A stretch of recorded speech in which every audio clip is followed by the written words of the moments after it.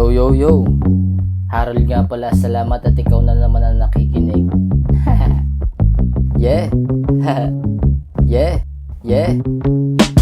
Tinatanggap ko na mga salitang iniwan mo sa'kin. Ayoko lang pati sarili ko ay wasakin. Ang isang katulad mo ay di na para sa'kin. Lasapin mo ang sariwang hangin. Wag mo na akong hahanapin. Gaganapan ko kung ikay para sa'kin. Handa na ako so bisit kano pa yan kalalim. Wag ka nang magtataka, pati sarili mo ay di mo na mabigyang halaga. Di ko iniisip, maalala kung may pag-asaga. Itinuring kitang prinsesa sa mga kaibigan mo. Kung ang kapalit ng di naman pala ay sakit, ay naku, sabay ka na naman sa mga padali. Lalayo na lang di sa katulad mo.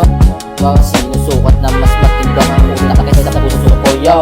Yo, tinayuan ng mga tukso para di naman sa'yo. Yo, kung may darating handa na kong layuan, hindi din naman ako panglaguhan. Hindi ko kailangan na kagaya mo para ako'y paglaruan. Noong una pala ay di agad nakapag-isip, kaya pala naguguluhan. Hindi ko na rin kailangan na kagaya mo para ako'y paglaruan.